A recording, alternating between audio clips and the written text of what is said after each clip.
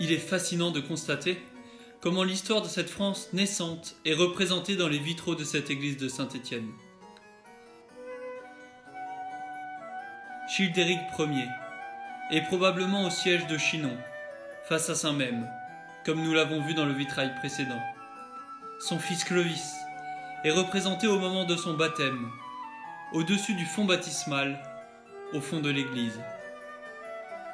Aujourd'hui, nous nous intéressons à Sainte Radegonde, représentée ici, reine des Francs, et femme de Clotaire Ier, qui est un des fils de Clovis. Ce vitrail représente une rencontre entre Sainte Radegonde et Saint Jean de Chinon. La postérité de Sainte Radegonde est telle que Saint Jean de Chinon est resté dans l'ombre, et seulement quelques brides d'historiens de l'époque évoquent son existence. À tel point que la tradition a gardé le souvenir du passage de la Sainte Reine jusqu'à appeler le coteau et la chapelle du nom de Sainte Radegonde, et non du nom de l'ermite. Ce vitrail a été composé en 1879. Il figure donc les armoiries du pape et de l'évêque de Tours de l'époque. À gauche, reconnaissable aux clés de Saint-Pierre et à la tiare papale, celle du pape Léon XIII. À droite, reconnaissable au chapeau vert à 10 houppes et à la croix de procession à double traverse, les armoiries de l'archevêque de Tours, Monseigneur Collet. Jean du Moustier, connu comme Saint Jean de Chinon, dit le reclus ou l'ermite, serait un prêtre breton du VIe siècle, venu se retirer dans une grotte au-dessus de Chinon pour y vivre une vie d'ermite. Il est assez difficile d'identifier avec certitude de quelle grotte il s'agit. Il est assez certain, cependant, que son tombeau a été la grotte qui est l'actuelle chapelle Sainte-Radegonde sur le coteau. Cette grotte a par la suite été aménagée en chapelle au XIIe siècle et fastueusement décorée pour l'époque. Ce lieu, auparavant un lieu de culte païen semble-t-il, a été en tout cas christianisé par Jean le Reclus. Son corps y aurait demeuré jusqu'à la démolition de son tombeau par les protestants en 1563. Mais certains pensent que si son tombeau a bien été la chapelle Sainte-Radegonde, son ermitage aurait été plus proche de l'ancienne chapelle Saint-Martin, encore indiquée sur le coteau de la ville.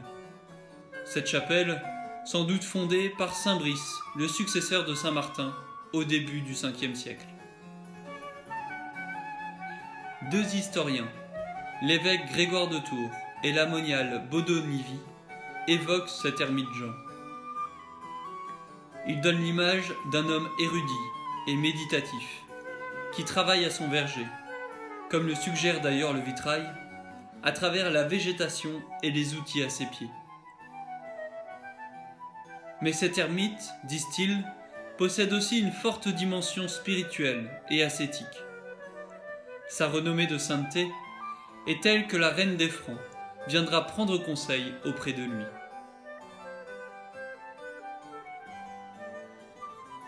Sainte Radegonde aurait demandé conseil à Saint Jean de Chinon au moins 3 fois et l'aurait personnellement rencontré au moins une fois.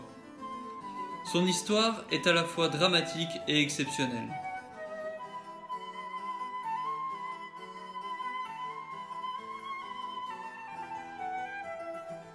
Fille du roi de Thuringe, au début du VIe siècle, elle est très jeune lorsque ses oncles assassinent son père, avant d'entamer une guerre fratricide et d'être finalement vaincus par leurs alliés opportunistes que sont les fils de Clovis, Thierry Ier et Clotaire Ier. Belle et d'une grande noblesse de caractère, Radegonde fait alors partie, avec son jeune frère, du butin de guerre de Clotaire Ier, qui la veut comme épouse et reine, ce qu'elle deviendra en 539, contre son gré. Au milieu d'une cour royale fastueuse et mondaine, elle détonne par sa prière, son humilité, son austérité, préférant s'occuper des pauvres et des malades. Malgré cette enfance malheureuse, Radgonde montre un grand attrait intérieur pour la vie religieuse, ce qui fera dire à Clotaire « Ce n'est pas une reine que j'ai là, c'est une nonne ».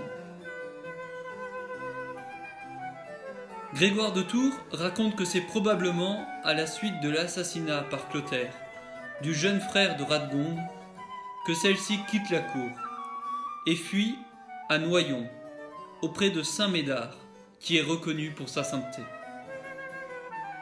Elle l'apostrophe ainsi. « Très Saint-Père, je veux quitter le siècle et changer d'habit. Je te supplie, Très Saint-Père, consacre-moi au Seigneur. » Entre-temps sont arrivés les guerriers, chargés par Clotaire de surveiller la reine. Ils menacent le brave évêque et l'écartent de la reine. « Prêtre, ne t'avise pas de donner le voile à cette femme, qui est unie au roi. Garde-toi d'enlever à Clotaire une reine qu'il a épousée solennellement. » L'évêque est partagé entre la peur d'abandonner une âme qui demande le salut et celle de rompre une alliance légitime.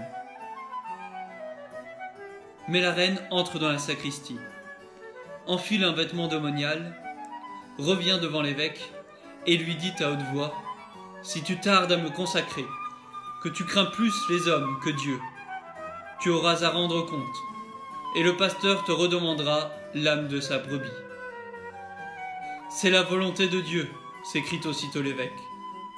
Les guerriers n'osent plus alors contraindre cette reine consacrée à Dieu. Ils vont prévenir le roi, qui à défaut d'accepter cette situation, finira par renoncer à la poursuivre, à cause, dit-on, de sa peur de l'enfer. Elle s'installe alors dans ces terres de Cé, en Poitou, non loin de Cande, après avoir fait un pèlerinage auprès de Saint-Martin, à Tours et à Cande. Rappelons que sa belle-mère Clotilde, elle aussi prise en son temps dans les tourments des guerres fratricides sanguinaires des seigneurs francs, a terminé sa vie à Tours, près du tombeau de Saint-Martin. Ce serait au cours de ce voyage que la reine Radgonde entend parler de Jean de Chinon, et qu'elle lui demande conseil.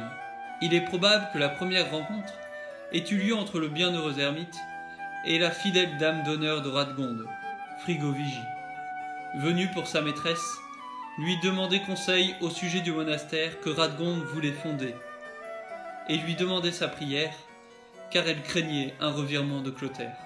Après une nuit de prière, Saint Jean de Chinon lui révéla que c'était effectivement le dessein du roi, mais que Dieu ne le permettrait pas.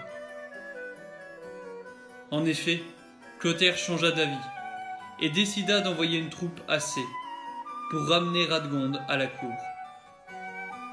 On dit que lorsque les soldats arrivèrent à Cé, Radgonde s'enfuit par le sud, à travers un champ d'avoine que des paysans étaient en train de semer. La reine fit pousser l'avoine en un instant pour s'y cacher, et les paysans purent affirmer qu'ils n'avaient vu personne dans le champ depuis que l'avoine était semée. Clotaire renonça alors définitivement à la ramener à la cour.